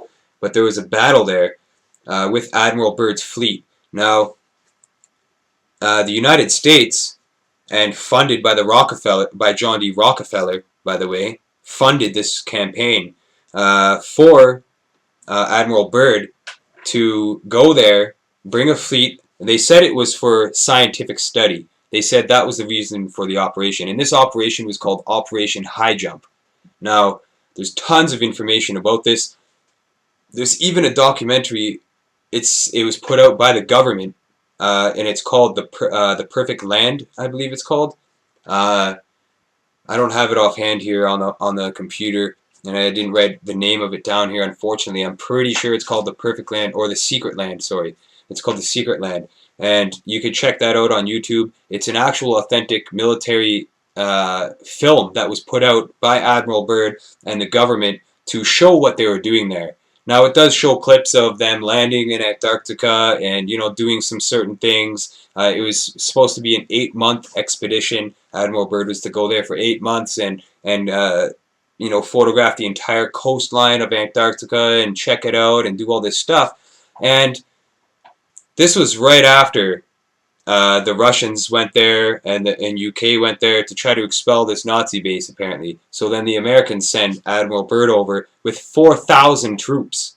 Now, why would you send 4,000 troops for a scientific expedition to Antarctica with tons of machinery, tons of planes, battleship, all this stuff? Why would you be sending that? And Admiral Byrd even admitted in a press release, in a press conference rather, that it was military in operation, that this trip was militarily orientated. However, later on, with the film that came out, that they put out, it just made it look like it was some geological scientific expedition to Antarctica to look for resources and to map out the land, to create better images for mapping, and etc., etc. And it was during this flight that from the log of Admiral Byrd that he claimed to have seen a woolly mammoth. He was flying his plane over Antarctica and he thought he saw an elephant, and as he got lower to the ground he noticed that it was a woolly mammoth alive in Antarctica, and he documented that. He also documented many other strange things which we're going to find out here. And this is now that film, I wanted to point out, The Secret Land does not show this aspect which I'm going to show you. Obviously not, because it was a propaganda film. It was meant to show you, oh, this expedition, Operation High Jump, was solely for scientific purposes. There's no military agenda here, nothing like that.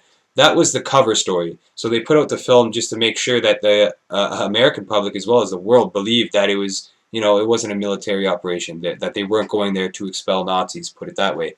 However, here's a video clip that you need to see. После войны американцы, активно вербовавшие немецких ученых для работы в Соединенных Штатах, с удивлением обнаружили, что тысячи высококвалифицированных специалистов Третьего Рейха бесследно исчезли. Исчезло и более сотни подводных лодок. Среди погибших они не числились. Возможно, американская разведка действительно располагала какими-то сведениями о том, что часть какого-то наследия, технического потенциала, ученые, действительно была вывезена из Германии. И естественно, что антарктические полярные зоны оказывались в поле зрения их внимания. А тут еще показания немецких подводников, сдавшихся аргентинским властям. По всей видимости, все это чрезвычайно встревожило американцев. И в конце 1946 года знаменитый полярник и одновременно адмирал американских военно-морских сил Ричард Бёрд получает приказ уничтожить нацистскую базу в Антарктиде. Но не тут-то было. Отпор, который получила американская эскадра, до сих пор вызывает массу вопросов. Дело в том, что в Вашингтоне адмирал Бёрд докладывал не просто об истребителях с немыслимыми возможностями. Он говорил о нападении на экспедицию странных летающих тарелок, которые выныривали из-под воды и, двигаясь с огромной скоростью, нанесли экспедиции значительный урон. Вот как описывает этот бой, который произошел 26 февраля 1947 года, другой его очевидец, участник экспедиции, опытный военный летчик Джон Сайерсон.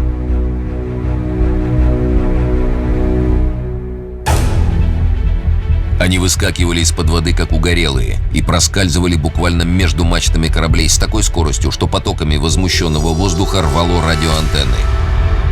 Несколько корсаров успели взлететь с Касабланки. Я не успел и глазом моргнуть, как два из них, сраженные какими-то неведомыми лучами, брызнувшими из носовых частей этих летающих тарелок, зарылись в воду возле кораблей. Я в это время находился на палубе Касабланки. Я ничего не понимал. Эти предметы не издавали ни единого звука. Они безмолвно носились между кораблями и беспрерывно плевались убийственным огнем. Внезапно эсминец «Мердок», находившийся от нас в 10 кабельтовых, полыхнул ярким пламенем и стал тонуть. С других кораблей, несмотря на опасность, немедленно были посланы к месту катастрофы спасательные шлюпки и катера. Весь кошмар продолжался около 20 минут. Когда летающие тарелки снова нырнули под воду, мы стали подсчитывать потери. Они были ужасающими. Кто был хозяином этих тарелок? Неужели нацистская Германия? So, met with resistance. Admiral Byrd's fleet went there for an 8-month expedition and returned home after only 8 weeks because they were attacked by disc-shaped saucers. Now, anybody who's looked into the Nazi technology, their rocket technology, as well as their spacecraft, they were trying to develop saucer, propelled energy, what do you call it? Anti-gravity devices. Sorry, long night. They were building anti-gravity devices so that they could fly vertically rather than have to take off. There's all sorts of things that they were developing. There's lots of blueprints. There's tons of videos and documentaries and evidence to support that they were working on these projects as well as had these projects, such as Vril and all this other stuff. You could look it up. But what's interesting is that Admiral Byrd's fleet went to Antarctica and were met, and they seen saucers. Some of their ships were sank and they had to turn back after 2 weeks. Now, the Russian documentary, after explaining this, the portion that I just showed you, they go to explain that it was, it couldn't have been the German technology. They didn't have this technology back then. It's impossible. All this stuff. We could fly to the moon, but you don't have a ship that can go into the water and come out of the water and all this other stuff. Doesn't make sense, really, if you ask me. And this is the propaganda thing that I think is coming into play here, especially with the alien agenda. They want you to believe that it's aliens out there that are building these spacecraft. And notice, as well as Roswell and all this other stuff, that was happening during the war and after the war, that these spacecraft were suddenly spotted. There was some spotted before that, obviously. And if anybody's watched my UFO NWO Alien Agenda broadcast, which was the 6th broadcast, I think, that I did, I presented a ton of information showing that this technology is easily man-made. We have it now. We had it then. And also with the agenda behind telling us that there's aliens out there that came down here from another planet and all this stuff. There's a lot of mind control and a huge propaganda campaign involved with that, definitely.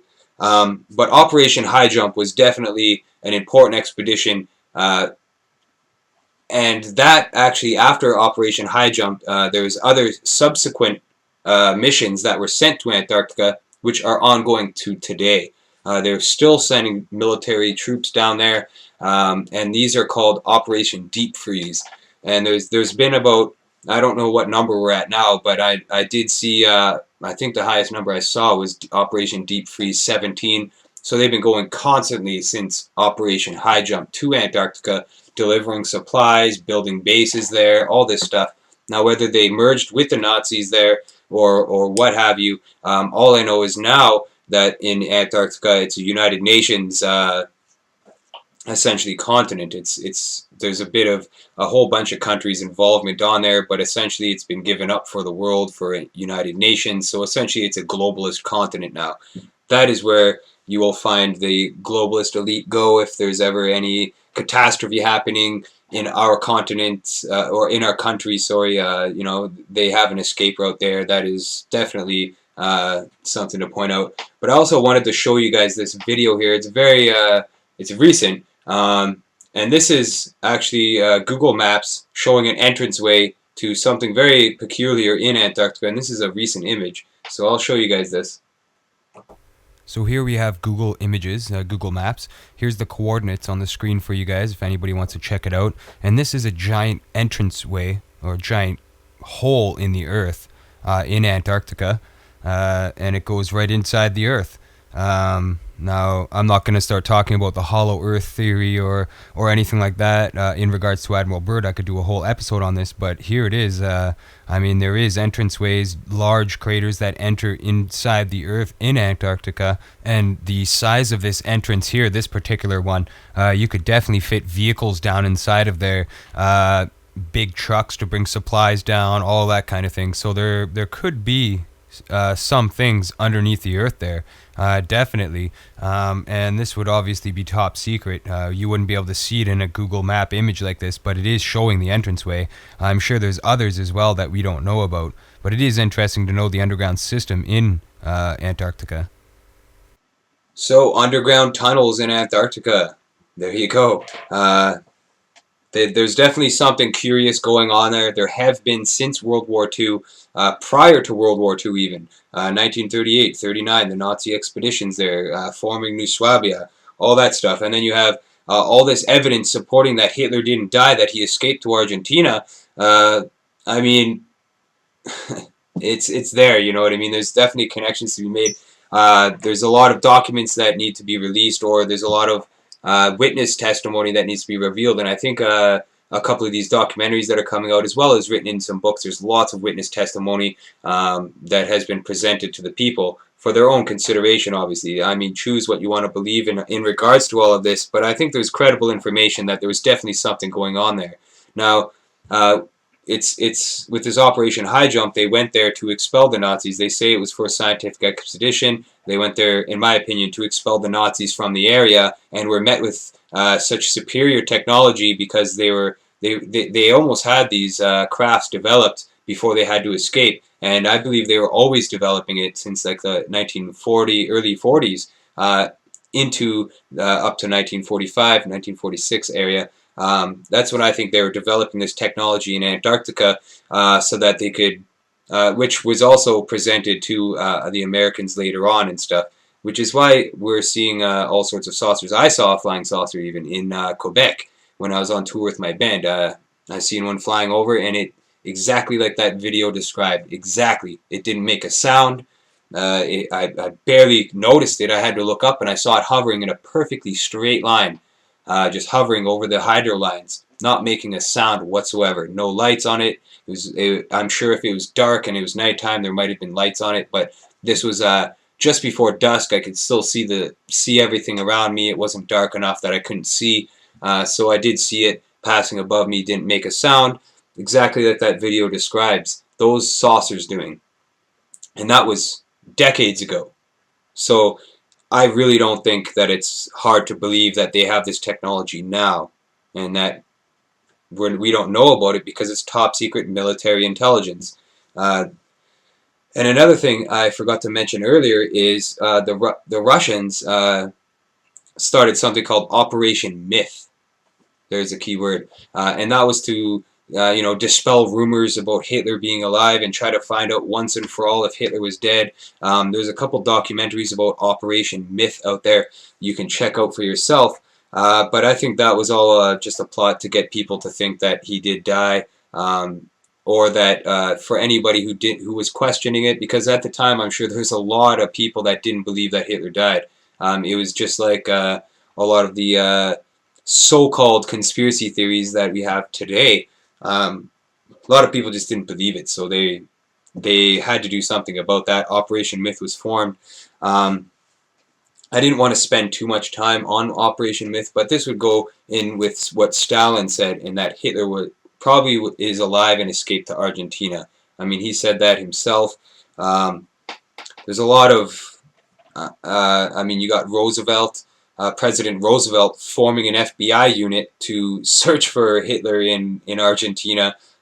You've got all this evidence here supporting that he didn't die. And the evidence is there for you to look at and for you to find out if you need more information on this. But the secret British bases in Antarctica during World War II, there was an operation called Tabarin. That's Tabarin, I believe. And there is a bit of information about this. I didn't include a lot of it in this broadcast because I had to pick and choose what topics I was going to cover in this broadcast today. It is an extensive topic here. Hitler escaping Germany. There's so much information. There's so many possible outlets, as you could see, that I could have taken to show you guys. I just tried to, tackle a little bit about everything and try to compile it all into a big soup for you guys so that you guys could figure it out. But apparently, the UK battled what they called Nazi ice warriors in 1945 in Antarctica. This was in a document that I read. There's all these documents that were put out that I couldn't really prove 100% or that I found kind of questionable. I didn't really discuss that on this broadcast today, but I did try to choose and pick the evidence that kind of ties together, the puzzle pieces that fit together. There is a lot here, obviously, that I couldn't get to or that I don't have access to, and I don't think anybody in the world has access to. It's very hard to find credible information about this stuff. Especially when there is so much misinformation out there. When they want you to believe that Hitler died, and they're covering up for it, they're obviously going to do whatever they can to make us believe entirely opposite of what the truth is. It's their goal to create the fictional reality, which is what's happening, which is exactly what happened here. They don't want you to know that the world's most evil man, the world's most wanted man escaped, and they let him escape, essentially, to live his life peacefully in Argentina without the threat of being detained as a war criminal, executed, or anything like that. He had a lot of support in Argentina, and I mean, when you have the Queen's Mode land being developed before that, all the reports of the Nazi bases, now I do think that it is very hard to find credible, absolute information about this. And the whole hollow earth theory is very interesting as well. This whole aspect of the tunnels going in Antarctica. I read a document that Admiral Byrd, apparently, when he met with these spacecraft and stuff, they let him live. They said he was a good person, but he went into one of these entranceways, and he met. And this is where the whole occult thing gets in it. There was a German society called the Ahnenerbe Society. And the Ahnenerbe Society was a Third Reich society, and they were really into the occult. They were actually really pushing for the developing of these space, these saucers, as well as they were responsible for going out throughout Europe and looking for the history of the land to try to find out, to try to date back and piece together history and stuff. And this is also where the whole Aryan race comes into play here.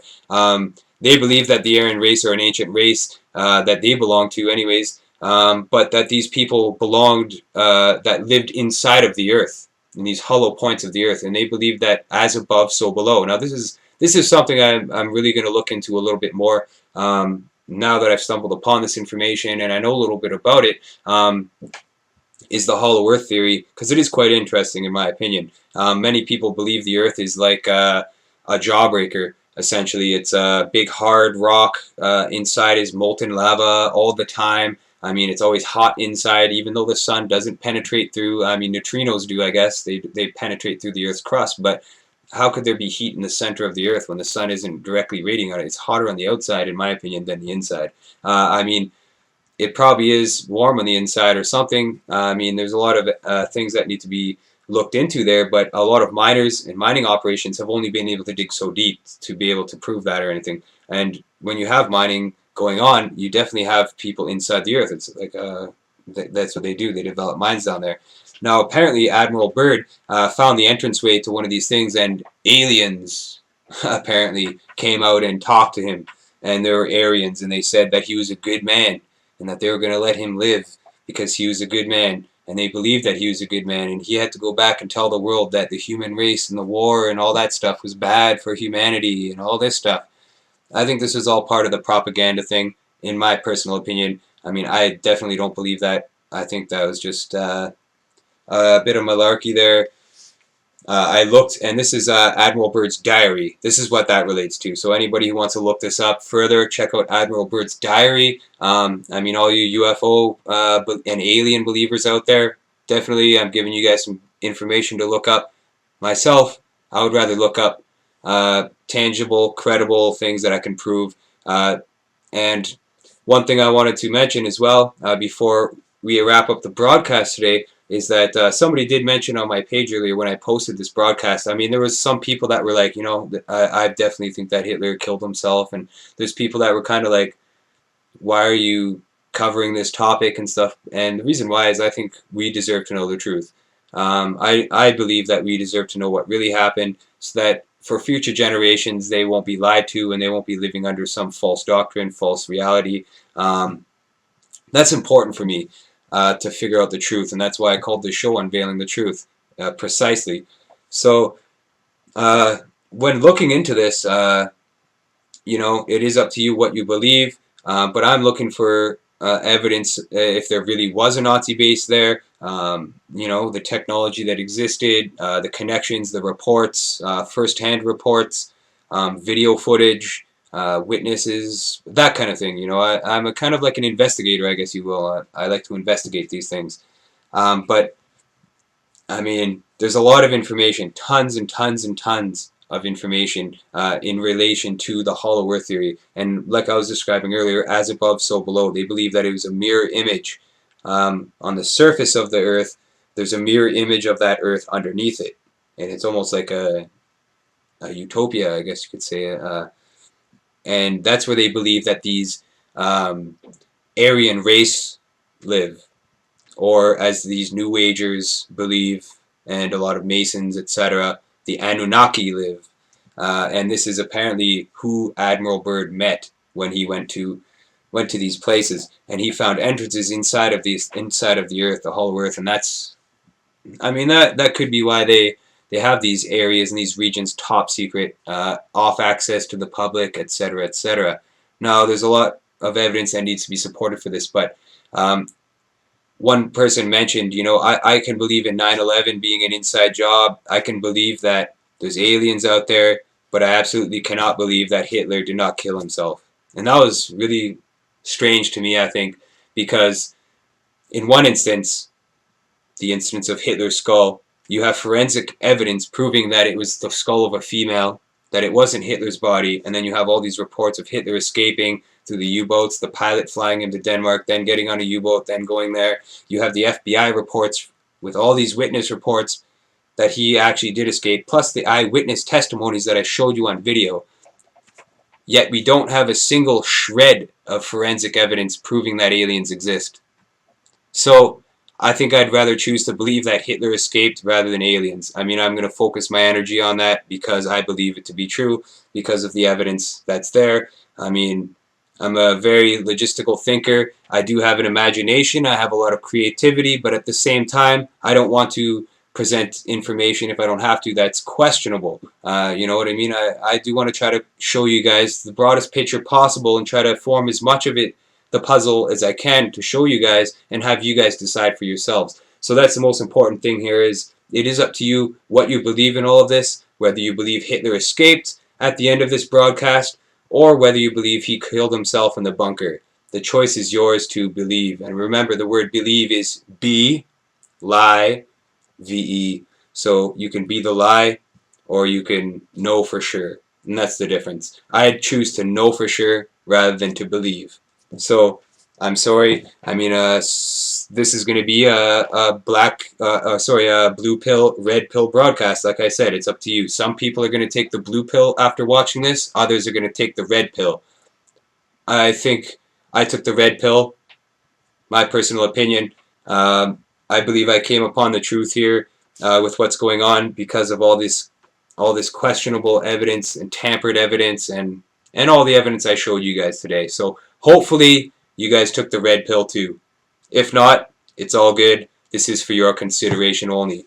And I do want to thank you guys for joining me today on Unveiling the Truth. As I said at the beginning of the broadcast, up next is a new show on the Truth Broadcast Network, Conspiracy Wire, with your host Mike Pachesney.